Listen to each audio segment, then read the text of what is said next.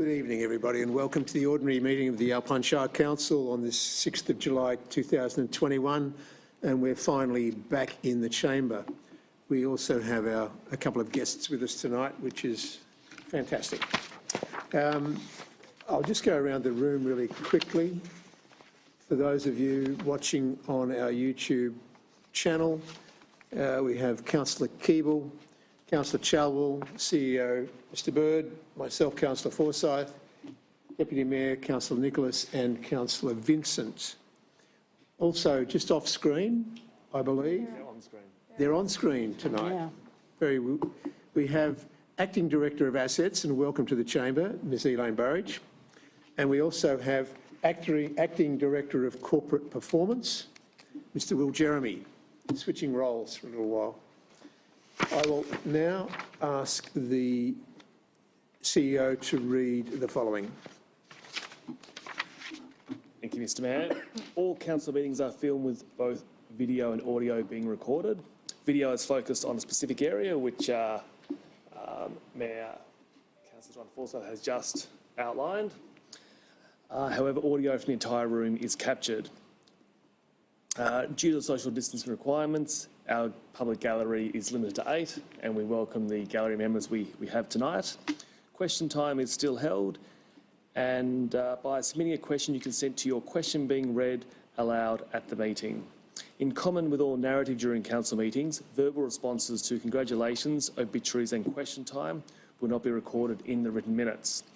The reasoning behind recording council meetings is, of course, to hold us more accountable and improve transparency of council's decision-making to our community. The full meeting is being streamed live on council's YouTube channel, which is Alpine Shire Council, and will also be available on the YouTube channel shortly after this meeting. Thank you, Mr Bird. As you note, we are all wearing masks tonight. Those who wish to speak may take them off at that time. The Alpine Shire Council acknowledges the Taungurung traditional owners and their ancestors as the traditional owners of the land we are now on. We pay our respect to their elders, past and present. We also acknowledge those people who have contributed to the rich fabric of our community and strive to make wise decisions whilst here that will improve the quality of life for all.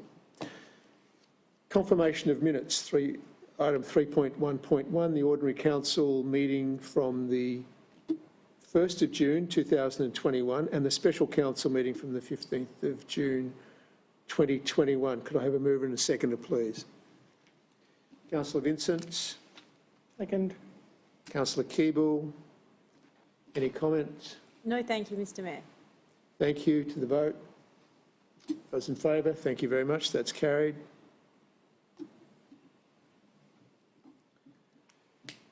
Apologies and leave of absence. Councillor Kelly Prime is on a leave of absence on parental leave, and Councillor Ron Janis is somewhere between Blackall and Barcaldine in Queensland, but currently locked in Queensland.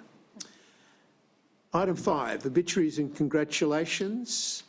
From Councillor Keeble, please. At the moment. No? Councillor Chalwell. Yes, thank you. I would just like to congratulate and thank our outgoing Director of Commercial, Ruth Kneebone. She's been a great part of the team, a good sense of humour, but come with a lot of knowledge. So a big thank you for all of the hard work, and congratulations to Elaine for stepping into the acting position as well. We look forward to working with you. Thank you. Thank you, Councillor Chalwell. Councillor Nicholas.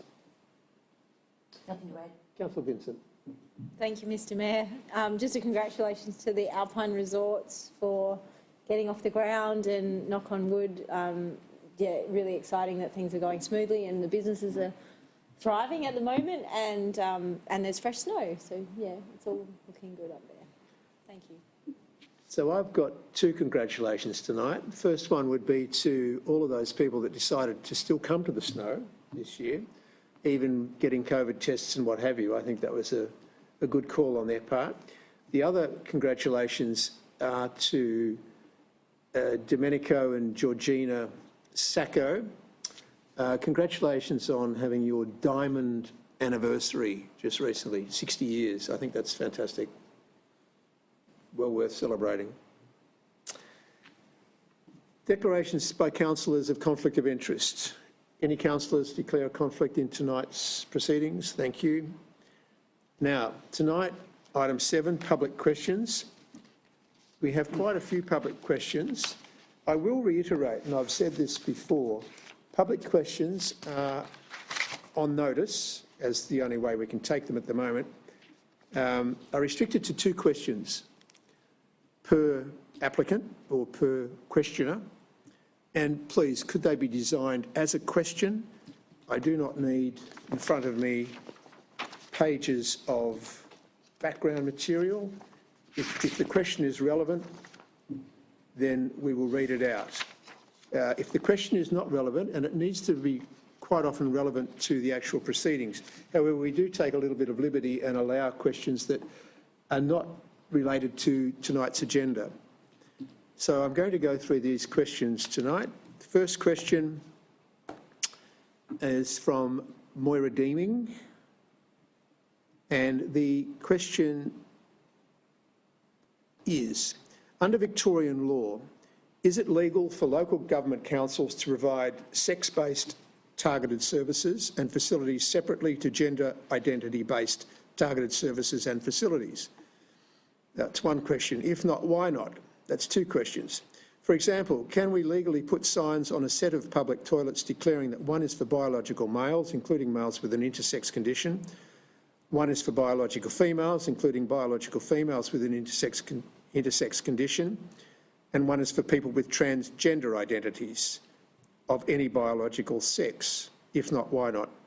I think we have a simple response to that, and if I could ask our Acting Director of Corporate Performance, Mr Will Jeremy, to answer that, please. Thank you, Mr Mayor. So Council is required to comply now with the Gender Equality Act of 2020. So this Act requires Council to do gender impact assessments of all new policies, programmes and services that directly and significantly impact the public, as well as those that are up for review. We're also required to keep a report on the gender impact assessments that we carry out every 2 years. So one of the things that we'll be required to carry out an assessment on is our public amenities. If we come to make a significant renewal or upgrade or build new amenities, then we'll carry out a gender impact assessment at that point in time.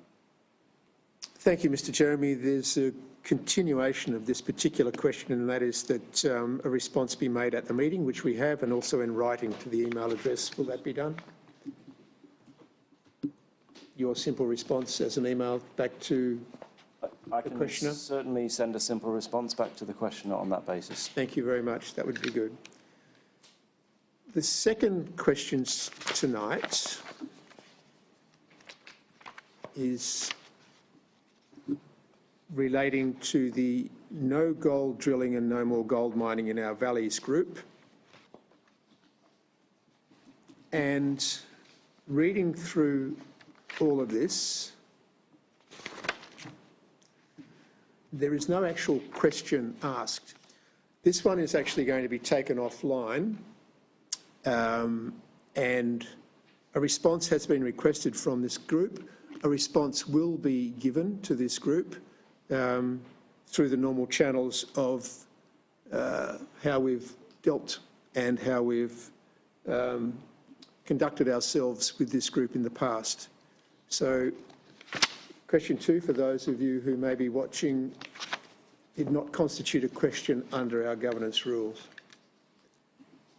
Question 3, from a Mr Charlie Pascoe, and this will be in relation to an issue that will be coming up later tonight.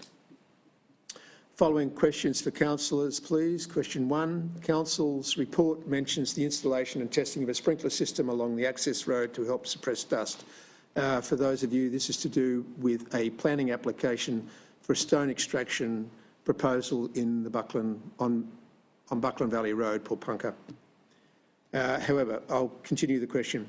There is no mention of this system in the proposed permit conditions. If council has approved the development, could they please include an additional requirement in condition 19 that requires A, the access road sprinkler system to be activated when soil moisture and or wind conditions are such that dust is likely to be raised by vehicle movements, and B, the vehicle movements cease if dust is observed to be generated by them on the access road until soil dryness and wind conditions have ameliorated sufficiently.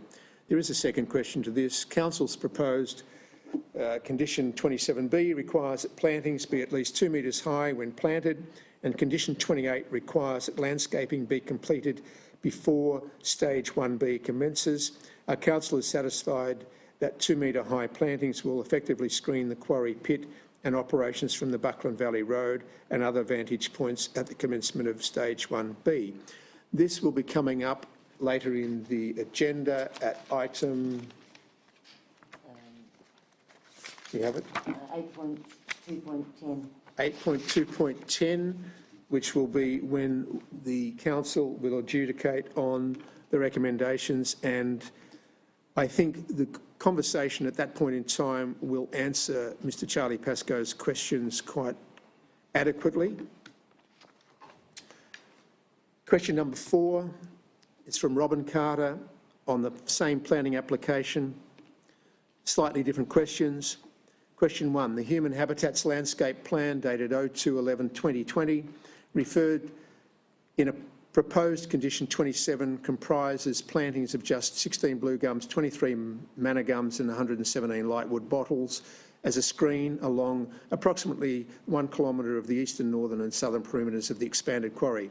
Could council please advise how many plants would now be required under proposed condition 27A, and could they please include this number in the condition? Again, that will be answered when we address the planning application.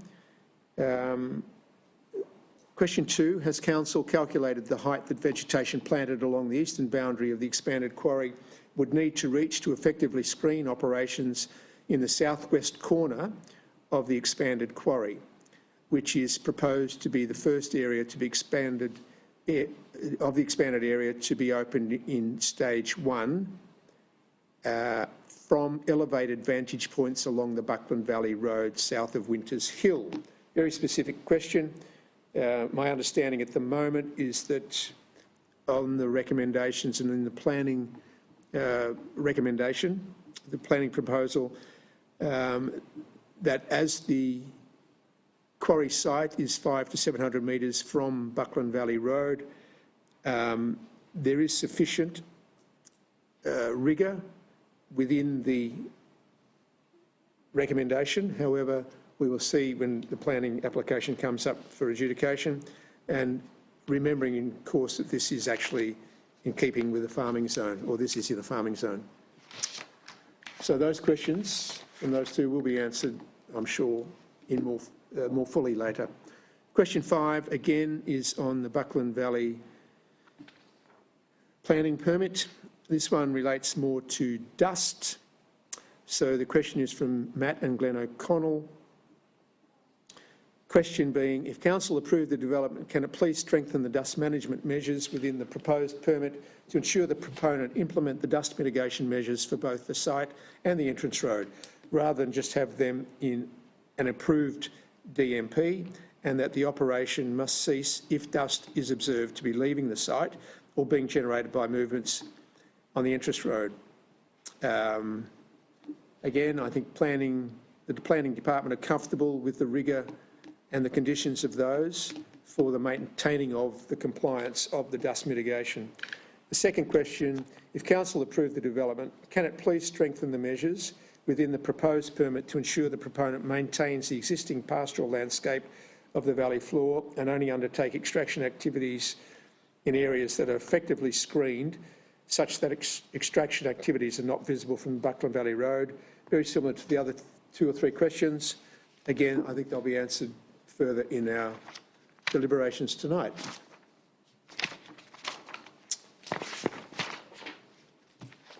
Right, presentation of reports by officers. Our Acting Director of Assets, Ms Elaine Burridge. Alpine Resilience Committee terms of reference. Thank you, Ms Burridge. Thank you, Mr Mayor. This report relates to the terms of reference for the Alpine Resilience Committee. So background on this, the Community Resilience Committee is a committee of council with a focus on preparedness and planning for emergency events. The Community Resilience Committee is the forum for community representatives, government and non-government agencies to develop strategies and frameworks to support coordinated resilience planning for the municipality.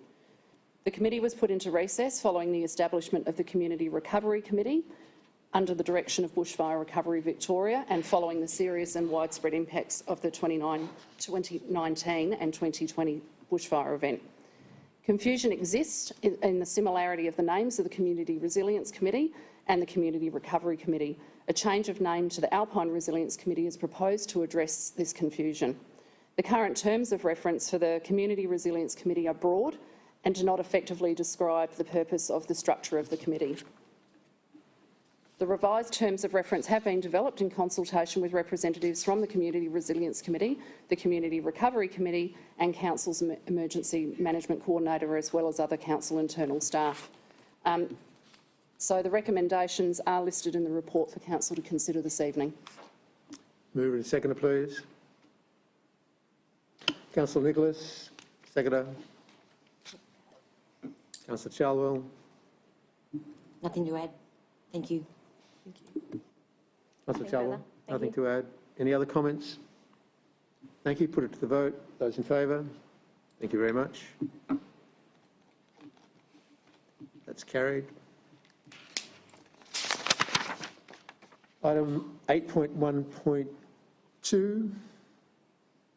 Again, Ms Burridge. Thank you, Mr Mayor. This report relates to the public exhibition of the draft Alpine Shire Events Strategy. Background on this one: events play an important role for the economy of the Alpine Shire and contribute to the health, wellbeing and social connectivity of our communities. Growth in the number of events delivered annually across the Shire has been significant in recent years. This has been positive for the growth of the tourism economy. However, it's also created other issues in townships, such as congestion during peak visitation periods, market saturation, reduced resident amenity and potential for community safety to be compromised. A review of event delivery was actually carried out in 2018, which resulted in key recommendations, and a key recommendation of this report to develop strategic documentation to guide future delivery of events across the Shire. The draft Alpine Event Strategy incorporates an event approval and funding framework which will guide Council's decision-making for approving and funding future events in the Alpine Shire from the 1st of July 2022. This framework proposes categorisation of events by the impact that the event is anticipated to have on communities across the Shire, both positive and negative. The category that an event is assessed to sit within will determine the permitting of the event and its eligibility for funding from Council. Consultation on the draft Alpine Event Strategy. So there's been extensive community engagement throughout the whole project to date. There's been workshops with community reference group and 2 business and event organiser reference groups. We've had meetings with key stakeholders, government, council and industry stakeholders. There were listening posts set up with community members and available in Bright, Mount Beauty and Myrtleford. There was also community surveying. 86 surveys were completed by community and 37 survey responses from event organisers themselves. The recommendations for Council is that Council endorses the draft of Alpine Event Strategy to be placed on public exhibition for a minimum of 28 days, invites public submissions on the draft Alpine Shire Events Strategy. If submissions are received, hears submissions at a time to be determined, and for Council to consider a recommendation to adopt the Alpine Event Strategy at a future Council meeting. So moved. Thank you, Councillor Nicholas. Seconder, Councillor Chalwell. Councillor Nicholas. Thank you very much for your report.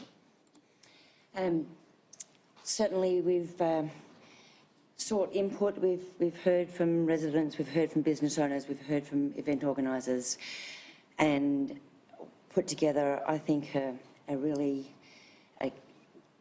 a strategy that can take us into the future in a really constructive way.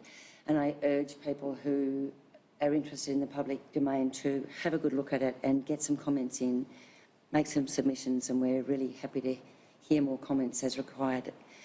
So we'll get it out there and see what happens. There are some tricky decisions in there. Councillor Chalwell. Yes, thank you, Mr Mayor. The process of this has been quite big, and there's been some hard work gone into this and some big discussions, and it's not something that's been taken lightly by any means. Consideration on events that have been in the past and ones that may be in the future has to be taken into it.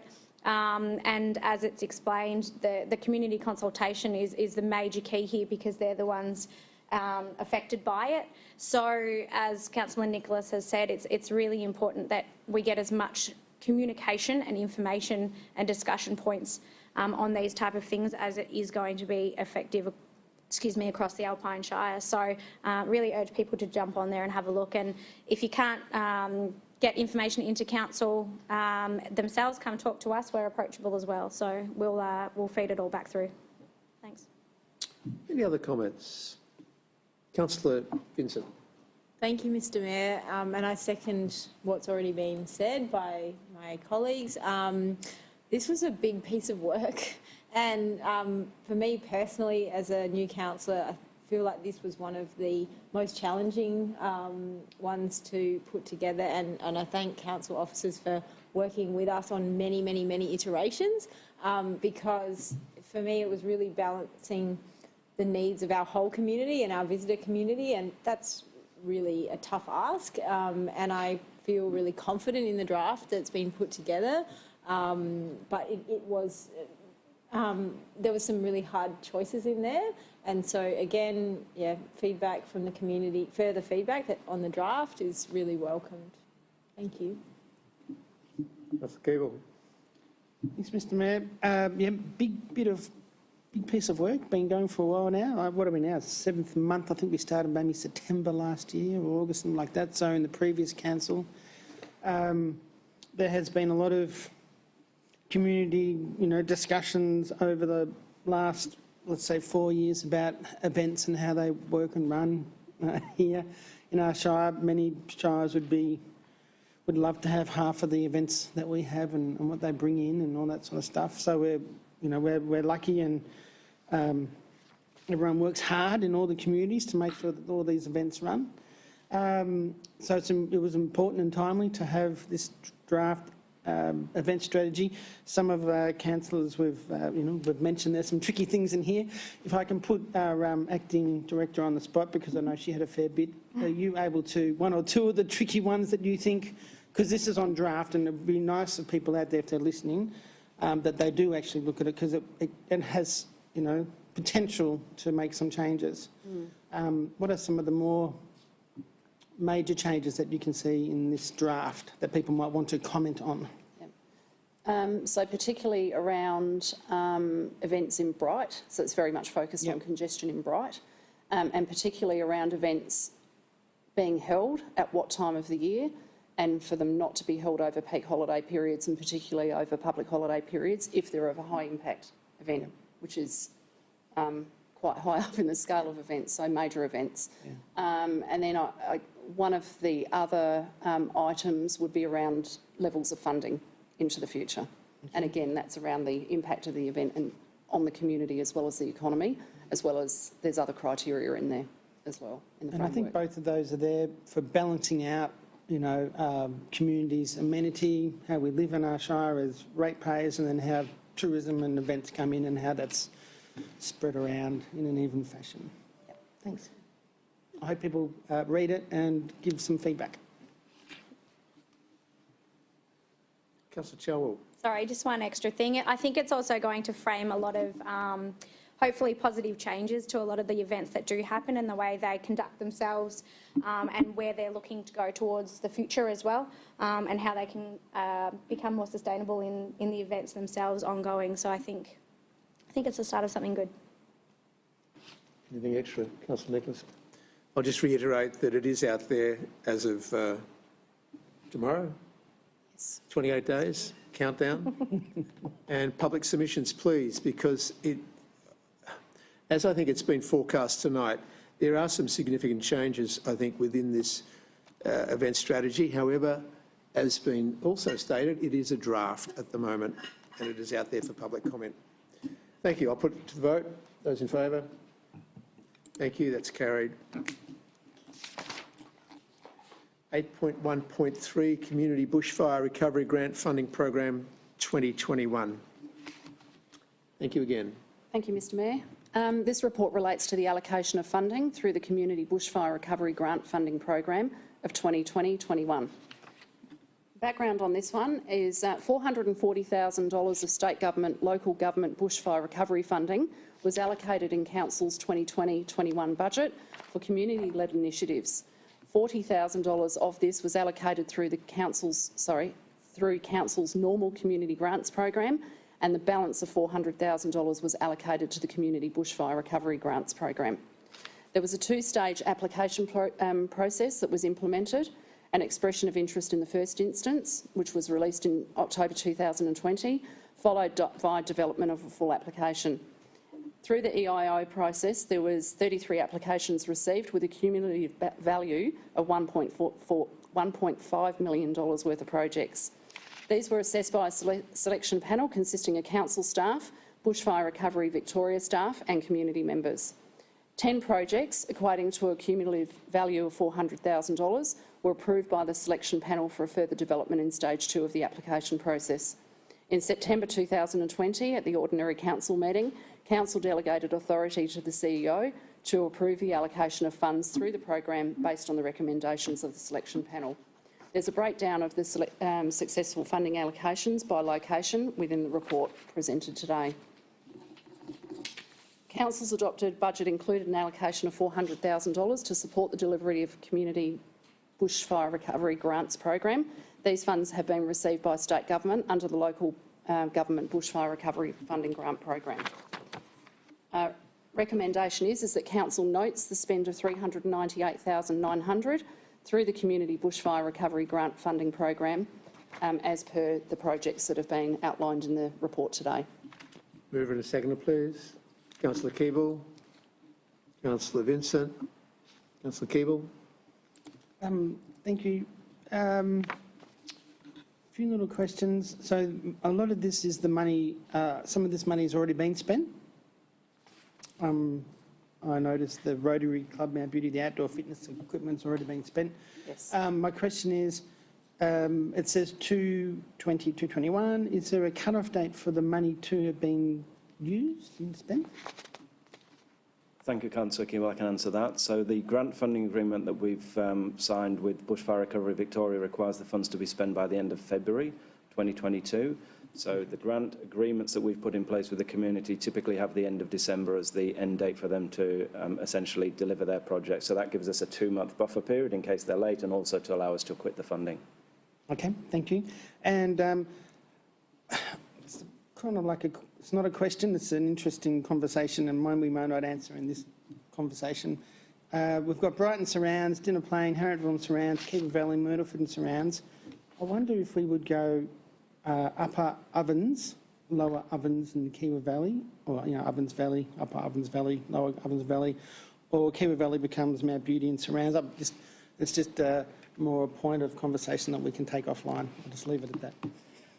So I could provide a brief response. So these were aligned with the localities for the Community Recovery Committee. So remember, we have 2 representatives for each locality, so we nominated Kiewa Valley. So I guess we've just followed on and flowed in. So each of these 5 locations received an equivalent, an $80,000 nominal amount of funding applied to them. Thank you. Any other comments? Sorry, I'm thinking about what Councillor Keeble just asked. Any other comments? No. Could I put this to the vote, please? Those in favour? Thank you. That is carried. Item 8.1.4, the Subdivision Recreation Reserve. Yes, thank you, Mr Mayor. The purpose of this report is to recommend to Council the capital projects completed in 2019-20 and 2020-21 financial years, to which funds from the Subdivision Recreation Reserve be applied. So background here, Council maintains the Subdivision Recreation Reserve in its general ledger. The balance of the reserve at 30 June 2020 was disclosed in the annual report for 2019-2020 in the financial statements. The split of the reserve between localities in projects delivered is as noted in the Council report itself. The reserve must only be used for public recreation, public resort, as parklands or for similar purposes as stated in the Subdivision Act 1988, otherwise referred to as the Act. Based on the split of the reserve at the 4th of May 2021, applying funding as recommended will result in the reserve balances across all locations being reduced, as also noted in the council report. So the recommendations are as noted in the report. Councillor Keeble, Councillor Vincent. Councillor Keeble. No worries, thanks. So the subdivision rec reserve for people out there is when we have subdivisions, the developers need to put away money or provide finances based on the size to the Shire so that they can move that money towards some of these sort of facilities that we've got. And it's great to see that, there is money there in the kitty to work on some of our green spaces, which is what the money is there for. A question I have is, if people look at the balances there, obviously there was more subdivisions in Bright, therefore Bright gets more money, or, wherever the area is.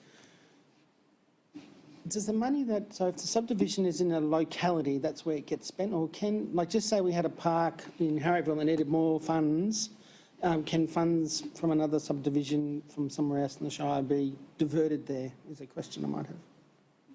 Thank you, Councillor Keeble. So council can determine where it spends its funds in general. So whilst we align funding that's been received in the reserve against these specific projects, that doesn't stop council for determining that it could spend more in a specific location. Okay, thanks.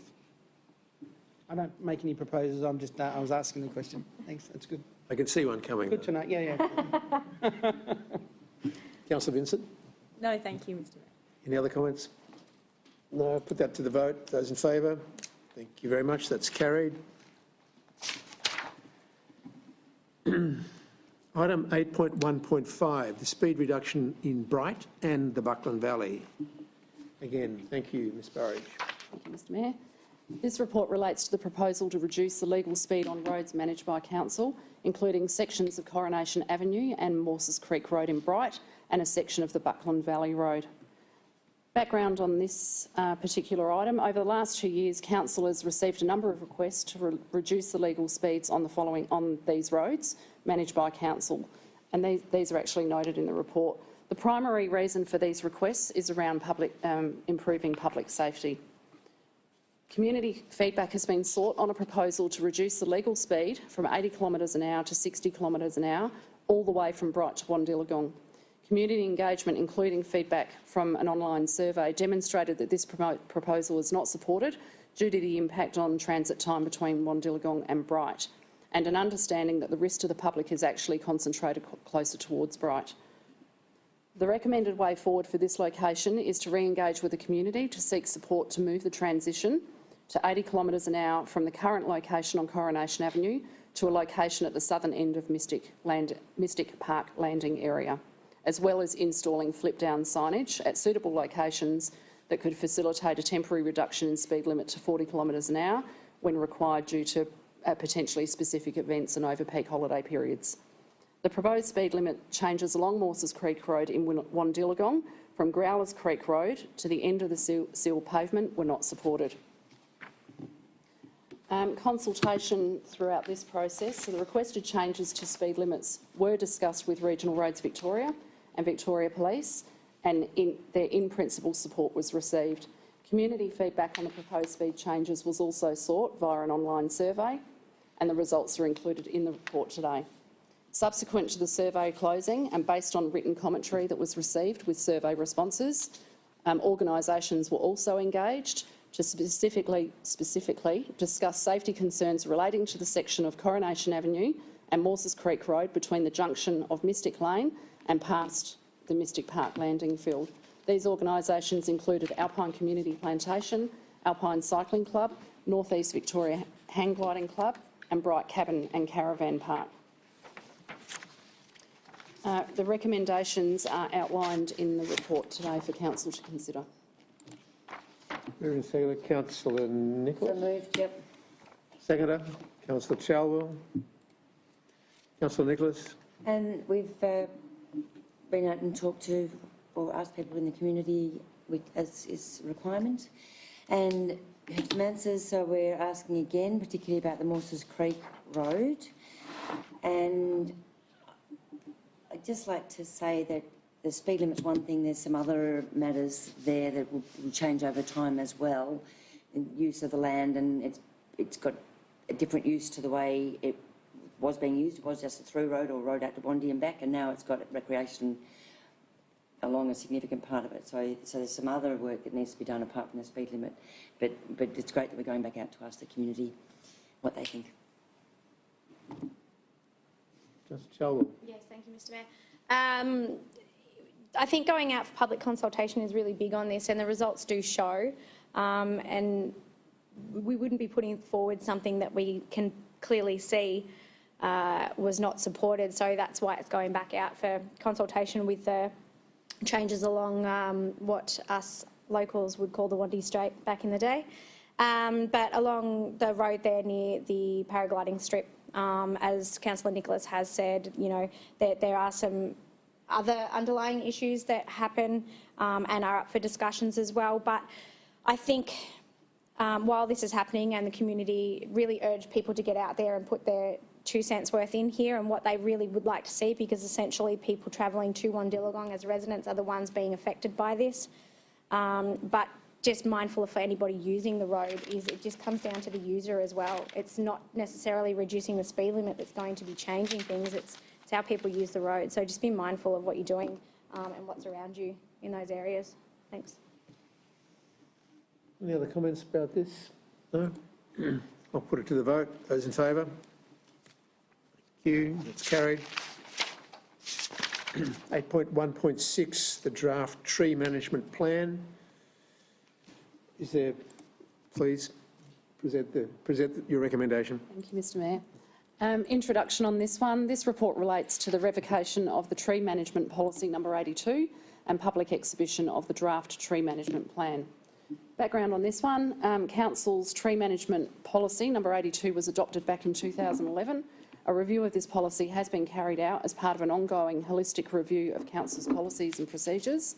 The approach taken by other local government authorities has also been considered to identify the most appropriate way to communicate Council's approach to tree management in the community. Based on the review that has been carried out and changes which have occurred in the regulatory environment since the previous version of the policy was adopted back in 2011, a stronger focus on risk management is recommended. Consistent with many councils where tree management documentation can be readily accessed by the public, a draft tree management plan has been prepared. This is aligned with the road management plan approach, where minimum performance standards are clearly documented. A number of significant tree avenues do exist across the Alpine Shire, and these make a large contribution to the character of the Shire and its towns. The trees which make up these avenues are typically single species and all are planted at the same time. The risk is acknowledged that these tree avenues will reach maturity and approach the end of their useful life within similar timeframes. Council will develop a tree avenue management and replacement plan, and this plan will be finalised before 30th of June 2023. In preparing this draft tree management plan, extensive engagement has been carried out with internal staff, including members of Council's tree crew, open spaces, civil works, asset coordinator and safety and risk officer.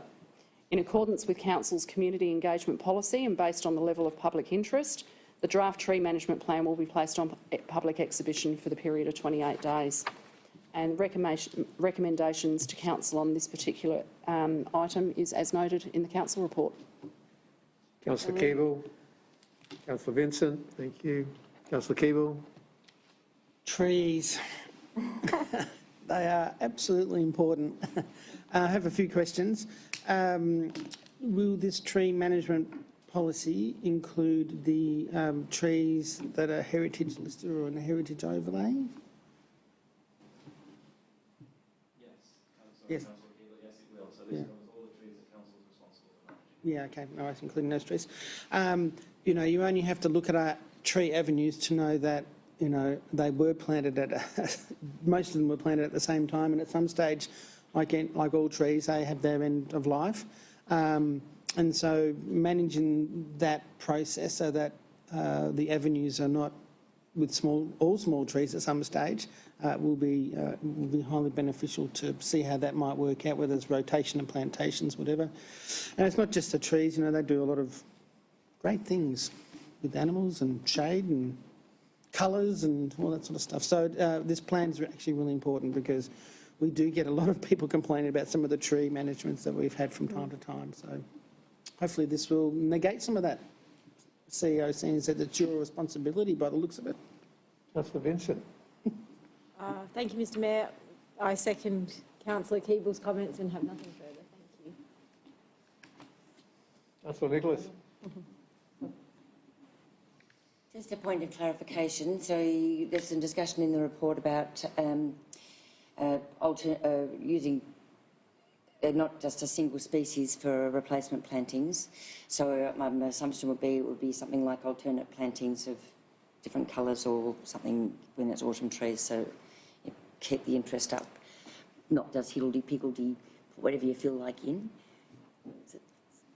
So when we're not putting in single species plantings, we'll be having some sort of formal planting anyway in most instances, or when we're replacing our avenues, for instance. Thank you, Councillor Nicholas. I think the approach will be to take it on a case-by-case basis, look at the avenues that exist, the amenities that they provide, and identify what an appropriate solution is into the future. Sure. Okay, lovely. And I just wanted to add that I think this, to me, this is like succession. We've got some beautiful old trees, but if they all go at once, we're in big trouble. So having a really proactive forward look at it's terrific. Councillor Chalwell. Yes, thank you, Mr Mayor. With this one, I know, and everyone can probably agree with me, that definitely on the social media side of things, the trees in our area is definitely something that is commented on in various ways. When in this tree management plan and when we're looking at maybe removing trees or replanting trees and things like that, is this something that's going to go out to public so that they're aware of what's happening and can make comment as we go along with certain trees in the area? Thank you, Councillor Chalwell. I think I'd reflect back on our community engagement policy, which defines where we will and won't engage with the community. So I guess on a sliding scale where there's a simple replacement, maybe there's a dead tree that we have to replace, then there's a low requirement for engagement in that case, all the way up to when we talk about avenues, there's probably a very significant public interest. And in that case, if we were proposing a programme of work, then we would come to council and we would be engaging with the community at that point. Mr Mayor, if I just may add to that. Certainly. Even though it may be a single tree, if it's in a high visitation area and it's a prominent tree, then on that occasion we will engage with the community. But if it is a single tree of an area of less prominence, then we may not do so. Thank you. Does that answer your question? Yes, thank you. We could also, I suppose, make sure that we only planted 20-metre high trees in the new avenues. But I don't think that's going to happen. All right. Can I put this to the vote, please? Those in favour? Thank you. It's carried. Right. 8.1.7, McGeehan Crescent, Myrtleford. Again, Ms Burridge. Thank you, Mr Mayor. This report relates to a proposal for council to purchase land at 14 McGeehan Crescent, Myrtleford, for the purpose of relocating council's Myrtleford Works Depot from the current site at 190 Standish Street, Myrtleford. Background, GovMap is the authoritative source of information for surplus government land undergoing the first right of refusal process. On the 15th of February 2021, the former site of the DELP depot at 14 McGeehan Crescent in Myrtleford was listed on GovMap. On the 23rd of February 2021, council registered a potential interest in purchasing the land through the first right of refusal process. On the 27th of April, following expiry of the process, council was notified by state government that no other interest had been registered on the property. Council was requested to reconfirm its interest in acquiring the land and advise the proposed use that the land that council has for the land. On the 8th of June 2021, the Department of Treasury and Finance advised that the Valuer General Victoria has assessed the restricted community use value for the property to be $180,000 plus GST. Subject to necessary approvals, DTF sought council's confirmation that it is interested in acquiring the land on an as-is basis at the Valuer General Victoria's valuation of $180,000 plus GST. There's some detail in the issues area of the council report. So further details on this particular item will be provided on the website as part of the public submission process. Consultation. So as part of the due diligence process, council officers in the relevant areas of council have been engaged and inspected the site at 14 McGeehan Crescent and provided information to inform the decision to purchase. Council's community engagement policy states that council will engage with the community when community members will be impacted by the decision under consideration by council and when the community members have an impact on the decision to be made. Based on this criteria, which are both satisfied in the event of potential purchase of the land and relocation of council works depot, it is recommended that council seeks feedback from the community through a public exhibition process. And the recommendations for council to consider are listed in the report this evening. Mover, Councillor Vincent. Seconder, Councillor Keeble. Councillor Vincent. Thank you, Mr Mayor. Thank you, Ms Burridge. I think this is a really great opportunity that council officers have taken up, and I don't have any questions, but yeah, nothing further. Thank you. Councillor Keeble. No, nothing for me. All good. Good purchase. Well done. Oh, we haven't purchased it yet. Oh, we haven't purchased it yet. Good Any other recommendation. comments on this? No. Put it to the vote. Thank you. Those in favour, thank you very much. Carried. 8.1.8, Dinner Plane Activation Phase 2. Again, Ms Burridge. Thank you, Mr Mayor. This report relates to the funding for the Dinner Plane Activation Phase 2 project. Some background on this one. In July 2020, at the July 2020 council meeting, council adopted a finalised Dinner Plane Village detailed design and adopted a priority order and tentative time frame for implementing discrete projects which are listed in the report this afternoon.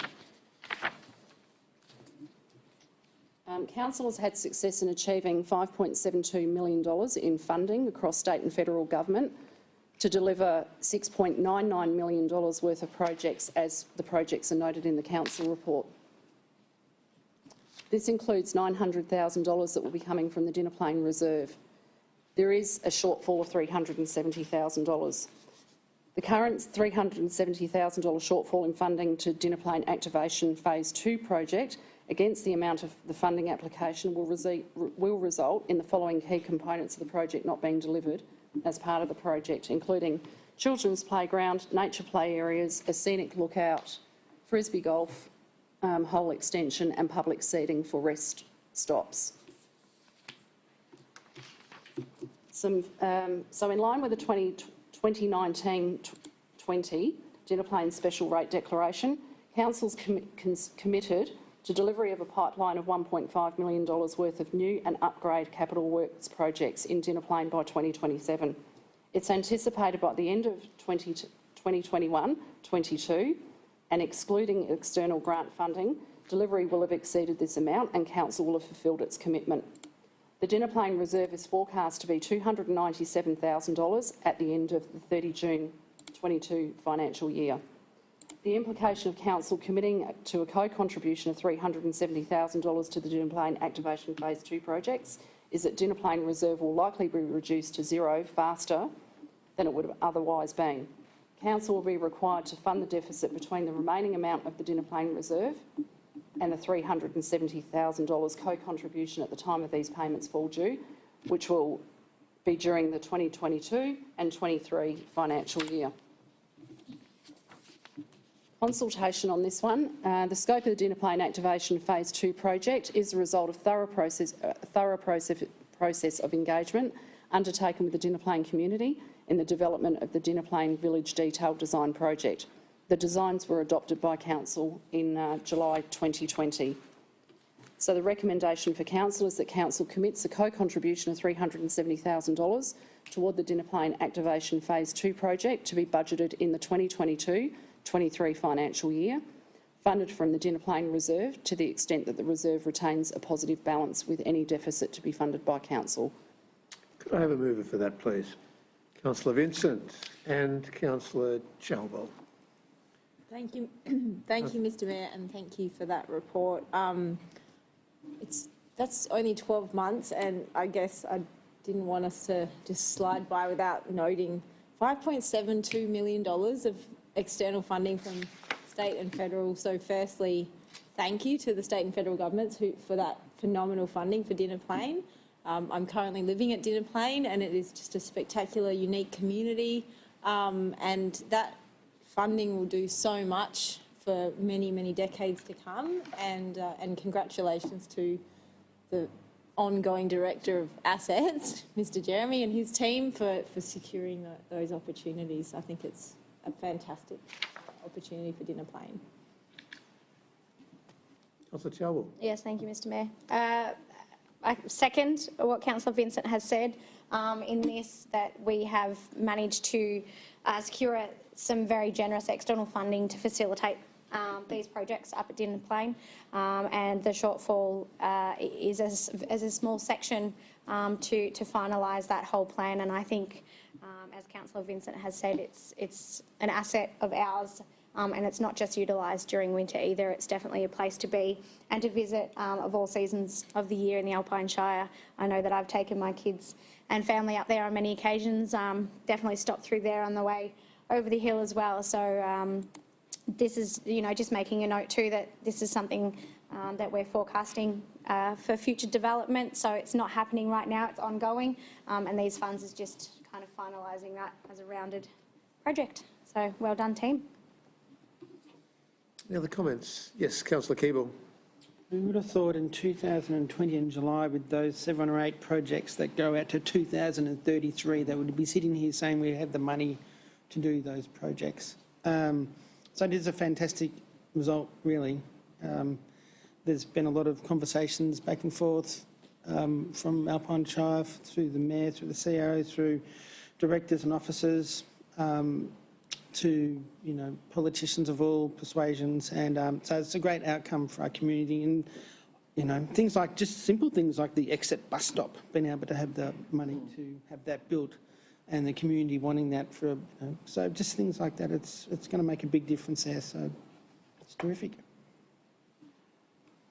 Any other comments? No, I'll put this to the vote. Those in favour? Thank you. That's carried. 8.1.9, the Stockman Agreement. Thank you, Ms Burridge. Mr. Mayor. This report relates to the Heads of Agreement, Native Vegetation and Threatened Species Offset Management, otherwise known as the Stockman Agreement. Background on this one: lots 1, 2 and 3 at Dinner Plain were purchased by Council back in 2012. The land hosts significant and high-value species, particularly within Lot 3. In 2013, Council was approached by the Independence Group NL, which was proposing to carry out an underground mining operations from 2 prospects located approximately 19 kilometres southeast of Benambra within the Gippsland Shire. As part of the proposed operations, Independence Group, IGO, otherwise known as IGO, identified the requirement to remove 0.41 hectare of subalpine wet heathland or alpine sphagnum bogs and associated fens. Both state and Commonwealth legislation require that an offset is established to compensate for the loss in biodiversity value when native vegetation is removed. IGO sought to enter into commercial arrangement with Council, through which an offset site would be established on Council land in Dinner Plain to offset the loss of vegetation at the site proposed for IGO operations in East Gippsland. Over the subsequent 12 months, Council evaluated the proposal, which included an assessment of a number of items as outlined in the report this evening. Vegetation located within Lot 3 at Dinner Plain was assessed by an independent consultant as meeting both the state and Commonwealth offset obligations. The offset area was identified as being 2.19 hectare of subalpine wet heathland, within a property having an area of approximately 160 hectares. The Heads of Agreement was signed and sealed by Council at the 2nd of August 2016 Ordinary Council meeting. On the 9th of May 2021, we've received a request from a member of the public regarding the proposed vegetation offset at Dinner Plain for the project. The requester also asked if the new agreement will be open for public comment at some point from Shire residents, since the offset involves council-owned land. Further to this, on the 9th of June 2021, a request was received from WHSP Stockman, Round Oak, for a 6-month extension to the completion date in the current agreement.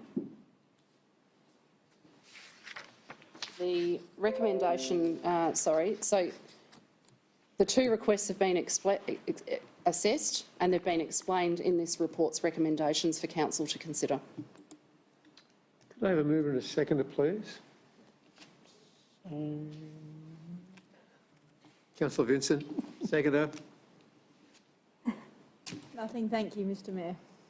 Can I have a seconder first? Councillor Keeble. And no comments? Councillor Vincent. Councillor Keeble. No heads of agreements, offset management agreements can be complex, but this is a good outcome to extend it for the next 6 months, if we agree to it. Any other comments? Any other comments on this one? Excellent. I'll put it to the vote. Those in favour? Thank you. That's carried.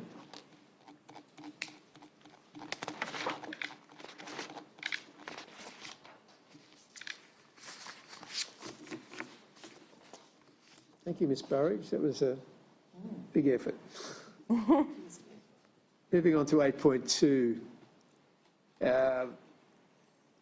With this particular section of the council meeting, I'd like to just make note now that a lot of the things that we are adjudicating on tonight are business as usual, what we'll call business as usual, or simple operational reports that council just has to vote on at a point in time and then also sign at the end of the meeting.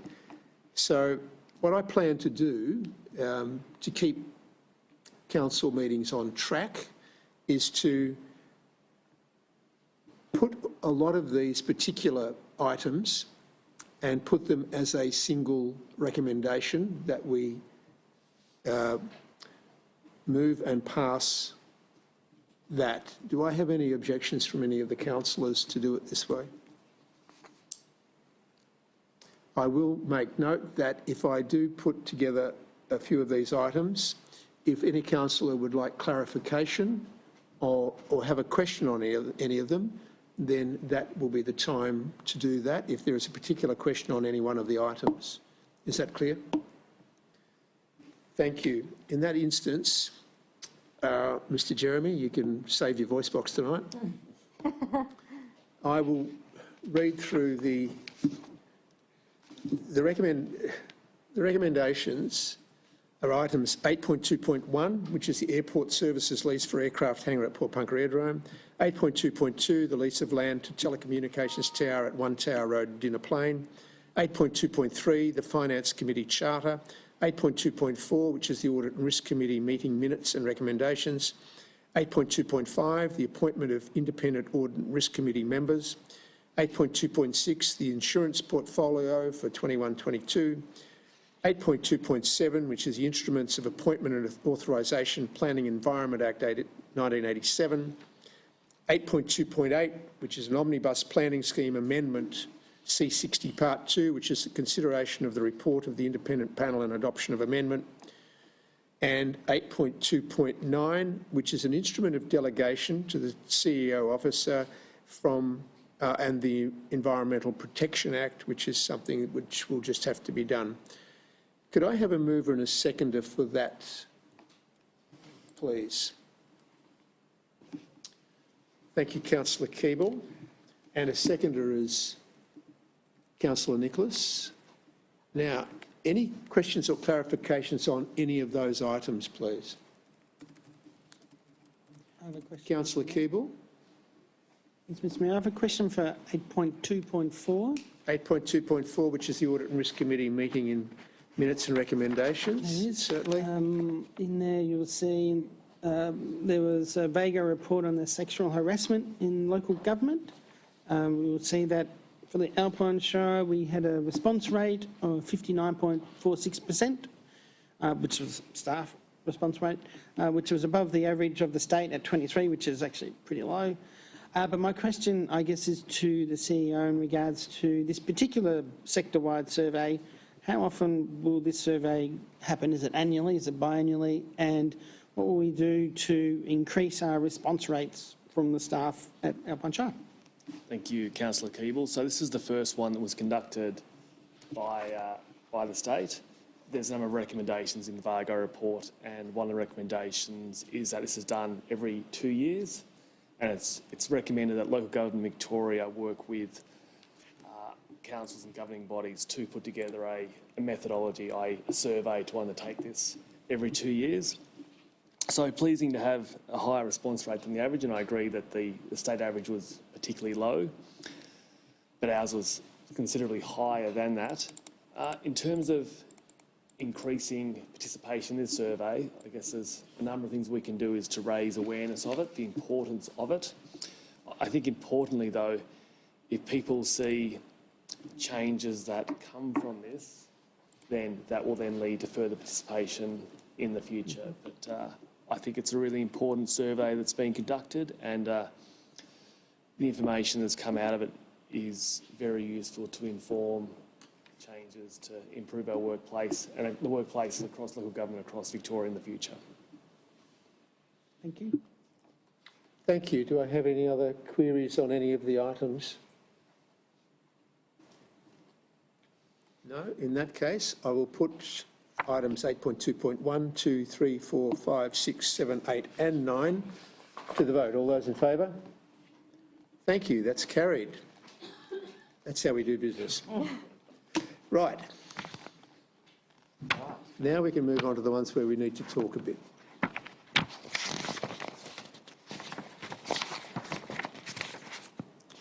(8.2.10) Planning application 301 Buckland Valley Road.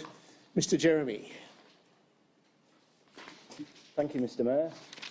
This report relates to planning application P 2020-182. Proposal is for the use and development of land for an extractive industry for stone extraction.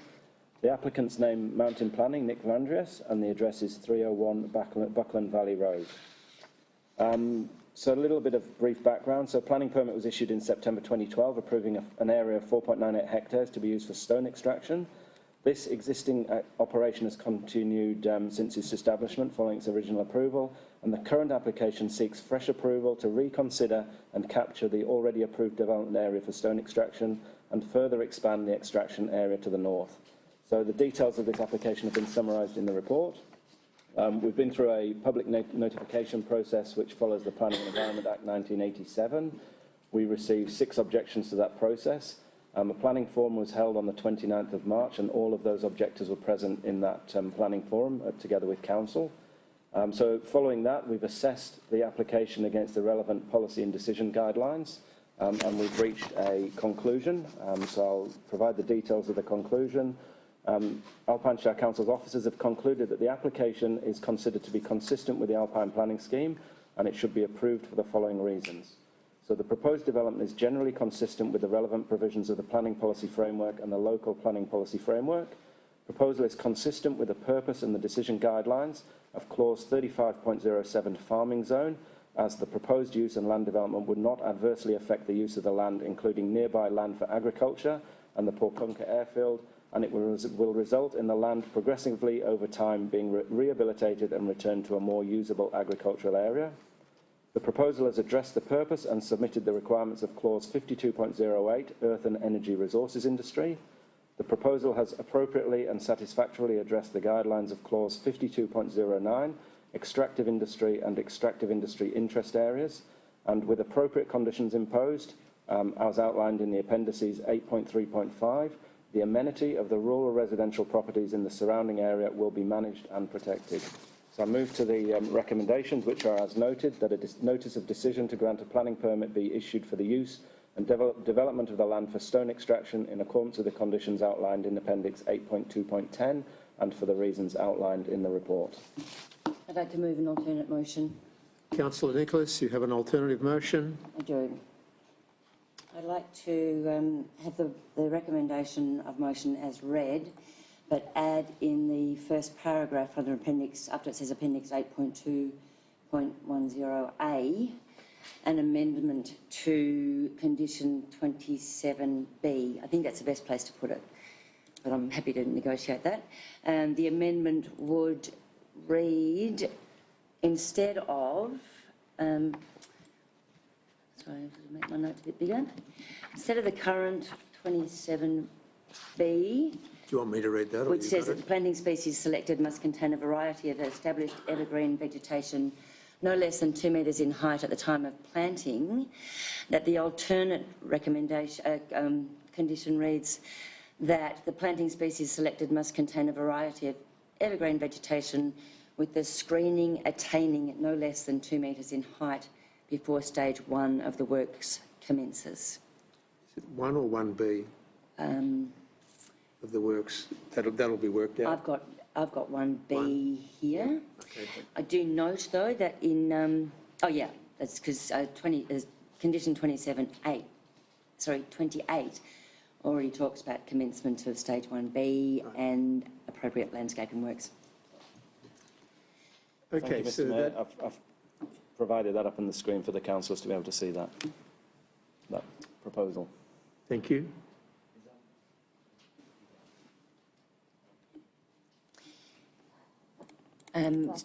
Excuse me, Mr. Jeremy, you can take out the vegetation screen to authority, the second sentence, because that's covered in condition 29 anyway. In the Councillor, amendment. So I've suggested here with the deletion of current condition 29 and the amendment of okay. 27B. Yeah, all right. Does so that it's included. align with Sorry, what you yep. are? Yeah. Yep, that's fine. So that is a recommendation from Councillor Nicholas. Do I have a seconder for that recommendation, Councillor Vincent? Let's have some discussion on it, please. Councillor Nicholas? There's a couple of things. So 2 metres in height isn't going to screen the works by any stretch of the imagination at the very beginning of them, but it is at least the intent is to have the vegetation established before the works start. My concern is that if the proponent or the applicant for the person who has to put in the trees is restricted to putting in 2 metre high vegetation at planting, then the chances of survival go down, and it is far more prescriptive than it needs to be. Okay. Councillor Vincent, would you like to make some comments? Thank you, Mr. Mayor.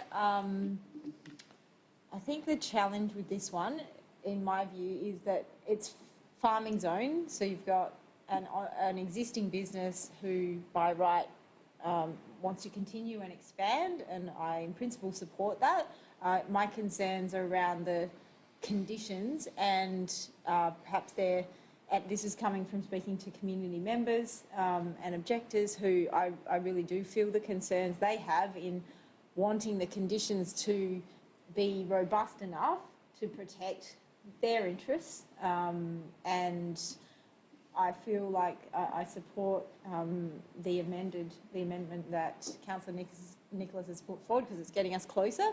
I do think that it's worth us having some discussion about the questions, so question 3, 4 and 5 that have come in tonight, and really addressing some of those concerns that the community have, because I feel nervous about going forward without really talking about balancing out the needs of this business in the farming zone, but also residents who are there and happen to live right in amongst the farming zone, which we can't do anything about that location. That's what we have to work with.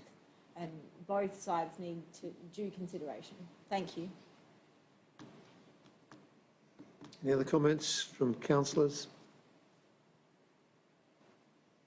Happy with the suggested recommendation for the changes in section 27, just B. 27? 27B. 27B. 27B. I think it is in a good negotiation was probably where everyone doesn't get everything that they wanted, and in this case, it's probably the case. But there's a negotiation being held. Councillor Chalwell. Thank you, Mr Mayor.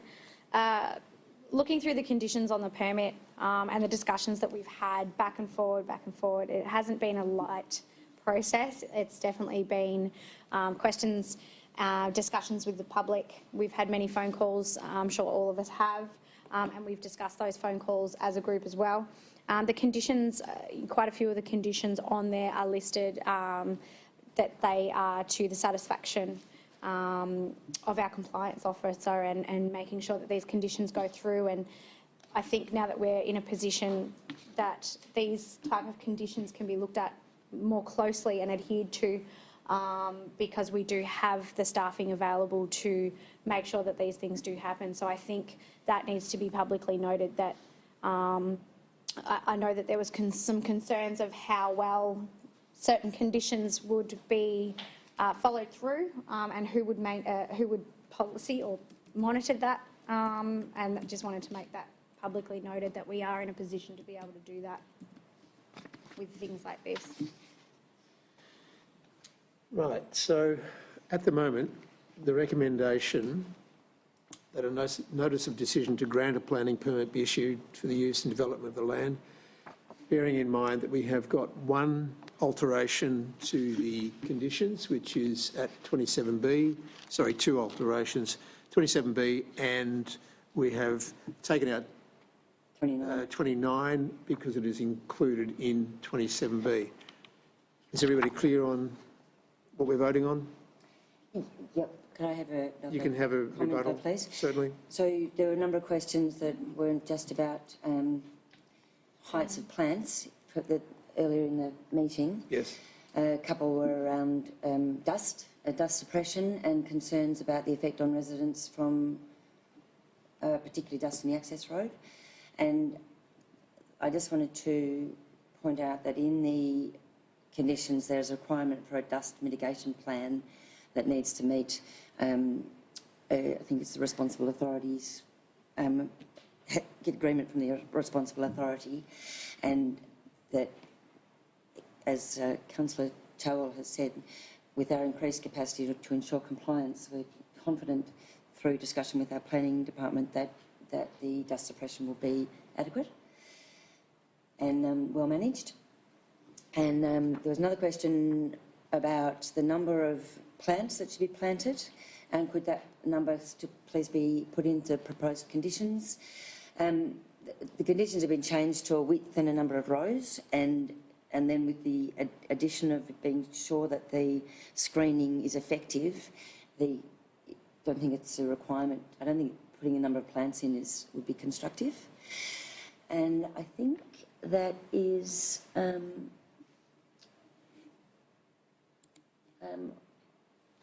answered the questions that I could see that need to be answered.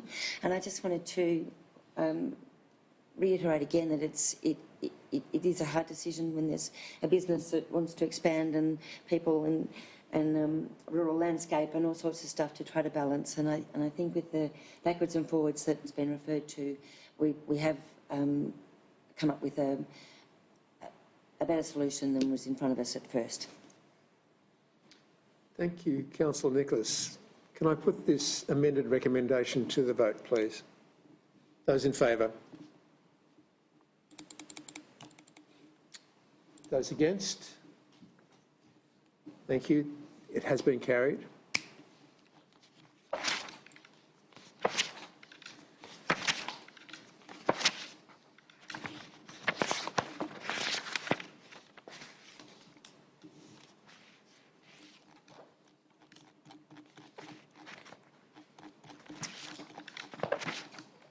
Item 8.2.11, planning application 35 Station Street, Port Punker.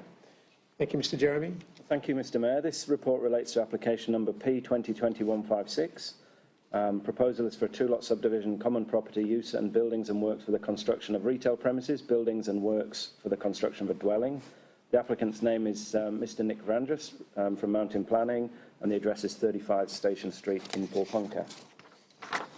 So the proposal, as I noted, involves two-lot subdivision and common property, use and buildings and works for the construction of a retail premises, and buildings and works for the construction of a dwelling. Public notification was followed in line with the relevant act. We received 4 objections to that in that process, and those objections have been summarised in the report. There's 14 objections there, or 14 summarised objections, and a response has been provided to each of those in the report. Following that public notification process, the application has been assessed against the relevant policy and the guidelines, which has resulted in the recommendation, the conclusion of the recommendation. Conclusion is that the application is considered to be consistent with the Alpine Planning Scheme, and it should be approved for the following summarised reasons. So number 1 is that the proposal generally meets the relevant provisions of the state and local planning policy framework and the township zone, particular provisions including 52.06 car parking, 53.02 bushfire planning, 53.18 stormwater management in urban development, and 56 residential subdivision. And the decision guidelines at clause 65.01 and 65.02. And secondly, the proposal provides an appropriate design and respects the existing and desired neighbourhood character in that location. So the recommendation is as noted in the report, and the recommendation is that a notice of decision to grant a planning permit be issued for a 2-lot subdivision and common property, use and buildings and works for the construction of a retail premises, and building and works for the construction of a dwelling in accordance with the conditions outlined in Appendix 8.2.11a, with the following summarised reasons as noted in the report. Move in a second, please. Councillor Keeble, Councillor Chalwell. Councillor Keeble. Thank you. A few little questions. So this particular proposal, well, first off, we know that housing is hard to find in our shire and around the state and probably around many parts of Australia at the moment. So, this will help with some stocks. It doesn't look like, whether it's a bed and breakfast or an Airbnb, but hopefully it's a long-term rental that people can get into. That'd be great. The zoning of this particular block of land is township zone, That's correct, Councillor. and that allows for a commercial property. And in the recommendation, it says there's a group of shops that it cannot be.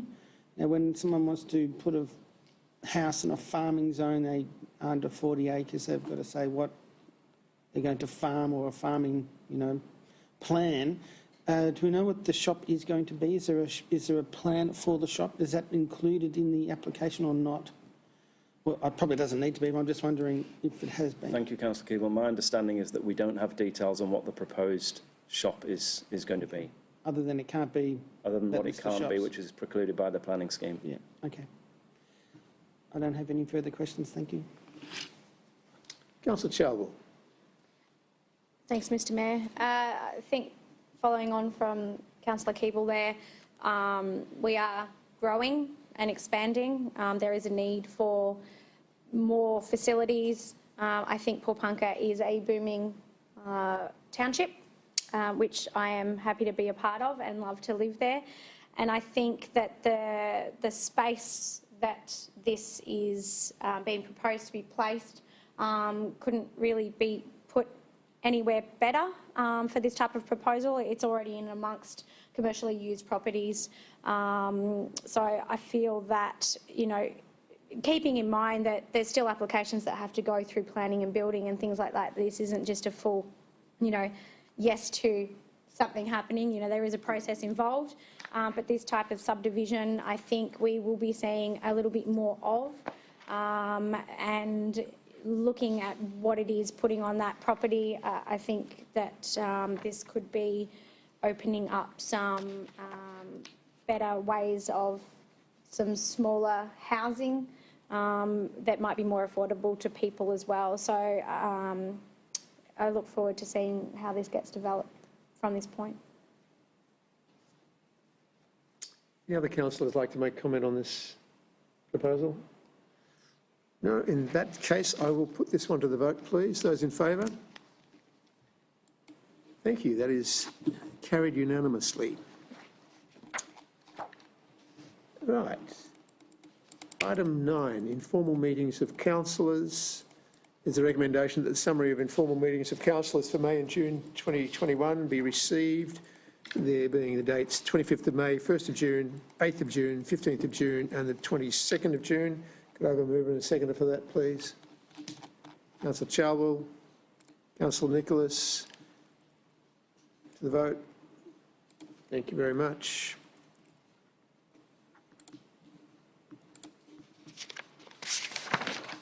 Item 10, general business from my left, Councillor Vincent. Thank you, Mr Mayor. None from me, thank you. Councillor Nicholas. None from me. Councillor Charwell. Thank you, Mr Mayor. I was privileged enough to be asked by the Lions Club to guest speak at their changeover meeting, their annual general meeting last week. Met some amazing people that I hadn't met before and got to chat with some other members of the community that I already know and really start to learn about what it is that these community groups can and do give to our communities and to deliver. I think one of the biggest themes that came out of that meeting and the general discussions with them was that our volunteer-based community groups are an ageing population. And they're really urging for some younger, spirited minds to be coming in and providing their capabilities and their expertise in areas that some of these volunteers don't have. So I really want to urge, I volunteer myself and I know many of us do, and I think that this is a really important thing, as I've noted before, in our community. For being such a small community, that we really do need to build it up from the foundations, and with an ageing population we really need to get out there. And I think it also comes down to the community members who do volunteer need to put it out there and explain why they volunteer and what they get from it and what it does deliver, because there are scholarships, there are so many different things that these community groups fund, and I think we would be very lost without them. And unfortunately, sometimes it takes these groups to fold before we realise this. So I think I just want to put it out there is to really get in amongst these groups. If it's not all the time, help out with certain things that is passionate to yourself moving forward. So that's just my 2 cents worth. Thank you. Thank you. Councillor Keeble. Thank you. 2 things. Councillor Charwell and I went up to Hammonds Gap last weekend, the weekend before. Weekend before, run expertly and very well by Alpine Shire staff in regards to young people between the ages of 14 and 24, working through, different ideas and conversations around being political or some sort of, career in that area as well. And thanks to Helen Haynes and some of the other councillors and some other state representatives from other areas that came and joined in. We went up there and chatted and sat down. I think there was 10? Yep. 10 participants. I think I probably learnt more than they did actually with the conversations from some of the other people. It was really good. There was lots of different opinions and ideas, and I thank the Shire for putting that on and running that. That was excellent. Now we've... Thank you. We've got, this new system, so hopefully it's been working over there, Justin. We've got the thumbs up. I will make a comment that one of the, when we went the other ones, and I've just noticed as we've had the meeting, was that it was so that the gallery could hear what we were saying as well. There was a speaker. I'm just wondering if these are able to be hooked into a speaker where the gallery can hear, because often the fan here is, especially when we've got heating or... So... I think the IT department will look at that. We have speakers in the ceiling, so whether or not they can be plugged into that or we're going to get feedback, I'm not sure. Good. Yeah, because I think part of the reason we got that originally was before we went live, it was so that the gallery could hear what we were saying, because sometimes we might speak a bit low and some people might be hard of hearing, so it's that's why we had the... It was projected as well, so I'm not sure if you can hear us tonight, but it was normally we would have, there we go, normally we would have that one that had the speaker there and people could hear, so I just wanted to raise that. That was another reason. So, but this has been excellent, so hopefully we've been all systems go on. Great, well done, thank you. We're going backwards now. Councillor Shalwell. Sorry, Mr Mayor. I did not forget, but the Howmans Gap trip was really inspirational to hear the comments and questions coming from the youth, as Councillor Keeble said. There's some great minds out there, and it's not just adults. You know, they're part of our community too, and I really, really do want to see more youth participation coming through with council business moving forward. So I'm really, really interested to see where these types of things can go forward. As we have reversed the direction, I'll now ask the CEO if he has any general business. Councillor Chadwell, is it true that you started off on the Alpine Shire Youth Council? Yes, it is. So that could have been you 10 years ago. Excuse me. Yes, I was. I did do a stint on the Youth Council back in the day. Couldn't tell you what year it was. It was a really rewarding experience for me. I learnt a lot that you sometimes don't get from being with parents and seeing how people work outside. And I think it came down to a lot of formal things as well. And I think there's so much to learn, but there's so much to give from the youth as well. So I really urge them to reach out to us too. We're approachable. We were one of you once. Just get out there, find somebody that you're comfortable talking with, or find somebody as an avenue to be able to express some opinions to us as well. Who was the mayor at the time? Do you remember? Yeah, no. Was it Charlie Duncan? No, it wasn't. I couldn't tell you, to be completely honest. I'm sorry. Made It was a while ago.